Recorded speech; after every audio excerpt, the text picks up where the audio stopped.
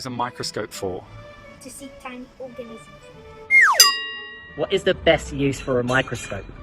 Is to see little animals, like microscopic animals such as bacteria and fungi. What do you need to be a good scientist? Knowledge. Good knowledge and facts. Important facts. What can you tell me about glass? It's made from sand, and yeah, you have to heat it up. That is transparent, and if you break it, then it hurts. And that's it.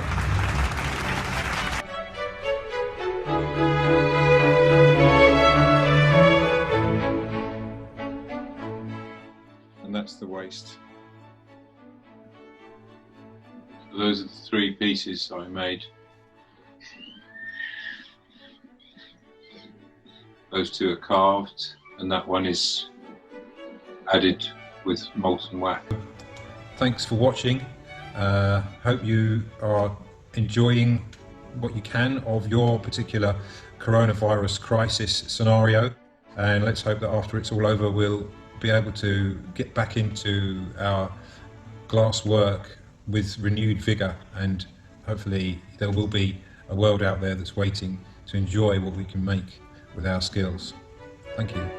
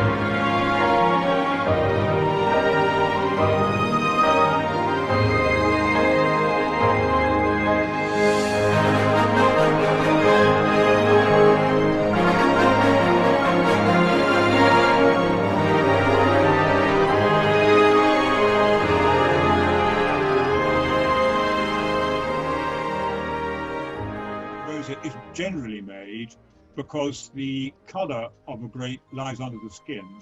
So if you press the grape or do whatever you do, then draw the juice off quickly, you get a very faint, that's a black grape that is, you get a very faint colour. You can, technically speaking, add a bit of red wine to a white wine to make rosé, but that's very, very unusual, except actually in champagne, to be honest. Master, what are you drinking? I'm drinking champagne monopole from Heidsieck.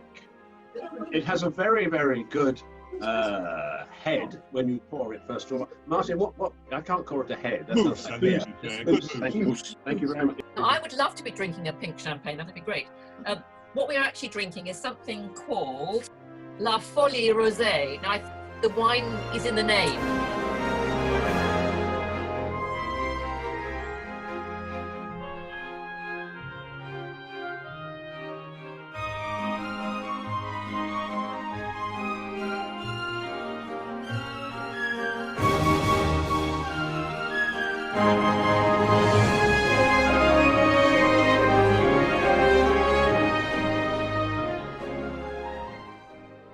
The group decided to fully reconsider the design, whilst also agreeing the basic content of the original shield remained apart from any future design. And we came to that, which, as you all would recognise, is the actual final coat of arms. And that was approved unanimously by the court in March 2009.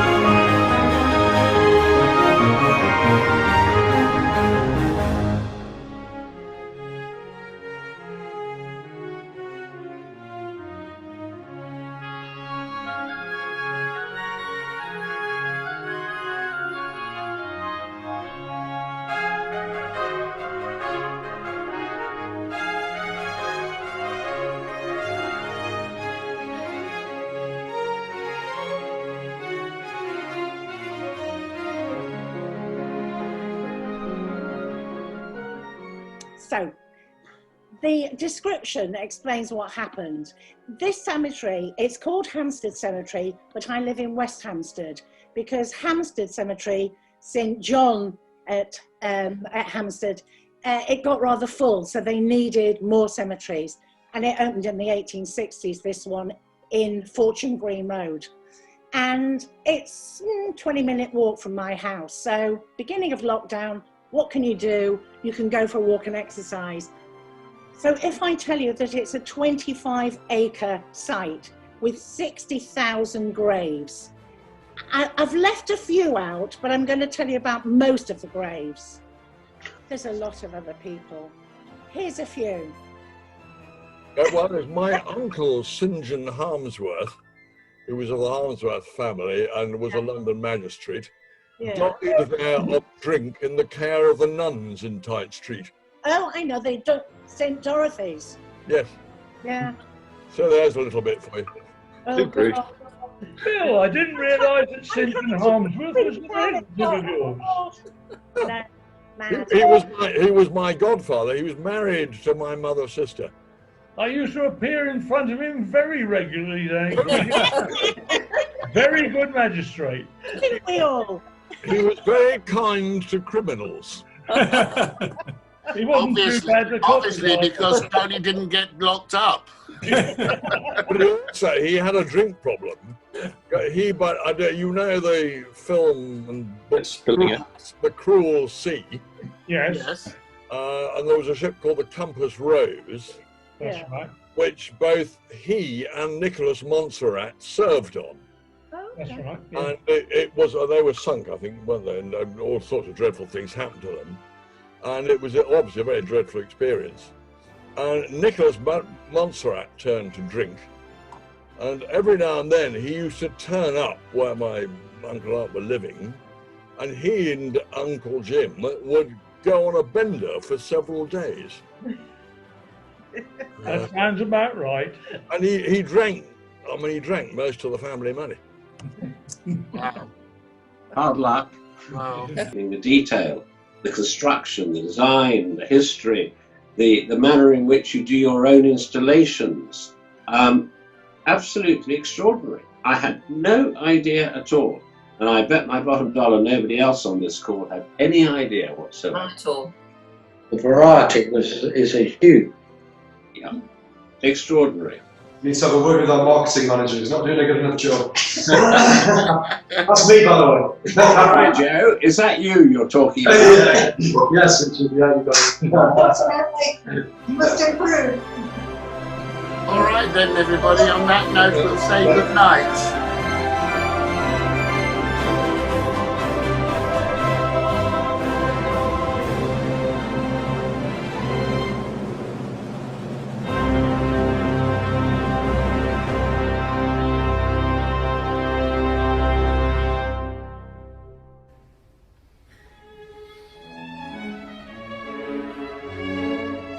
So I just want to kind of start from the beginning and tell you a little bit about my journey in glass. So originally I wasn't going to do glass at all. I was going to do, I think it was geosciences engineering, so quite different. But I decided I didn't want to do that in the end. I wanted to do something that I'd really, really enjoy, that I'd want to get up to do every day. And luckily at that time there was a TV series that was on, it was Wanted On, I think, and they did glass blowing. I was like, that looks really cool. I want to do that. And the rest is history. And so this is kind of what we do here. And we have more unique pieces as well. So the pieces here, the Pastorelli ones, that's Nana specialty. And we also have the glassed Viking ships that Andrew works on. Are you still doing some pieces for competitions? Yeah. How much longer are you there for? I don't have an end. So it's just a rolling contract. What are your rules on lockdown at the moment in Denmark, if there are any? There are some. So when we have to wear on public transport, you have to wear a mask. I think we can only... It's lovely that you don't really know. I think that's brilliant.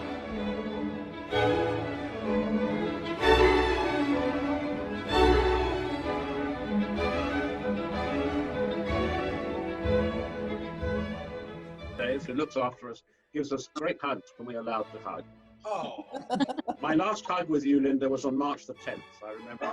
Oh, it's down his diary. That night. John? Yes. Did you ever get locked in your period of being clerk of the closet?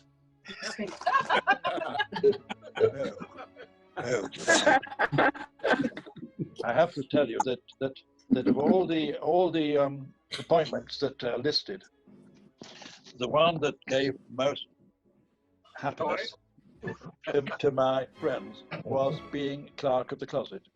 And so it went the rounds, of course. And one of them sent me a knitted toilet roll cover. He said, "It will undoubtedly come in handy for you with your royal duties." And the then Archbishop of York, who was not really noted for his humour, said to me one day, "Tell me, as clerk of the closet, do you see very much of the Lord Privy Seal?"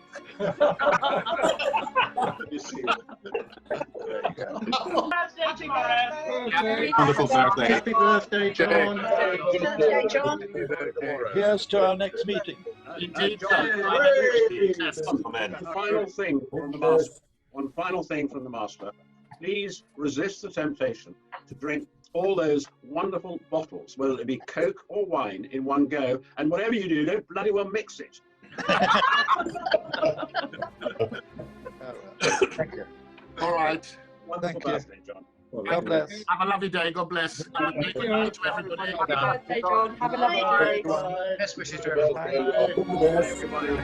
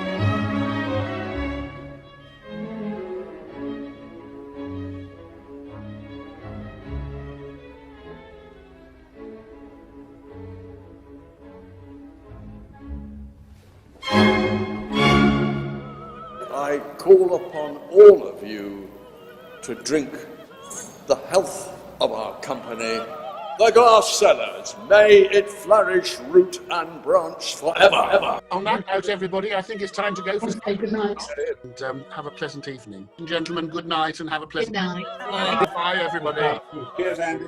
Thank you for a great evening. Lovely evening. Lovely. Thank you very much. Thank you very much for joining in. Keep safe. And enjoy the weekend. Thank you, everybody, for joining. Very good indeed. Good night. Henri. Safe journey home. Thank you very Cheers, much. everybody. Good night. Thank you. Good night, everybody.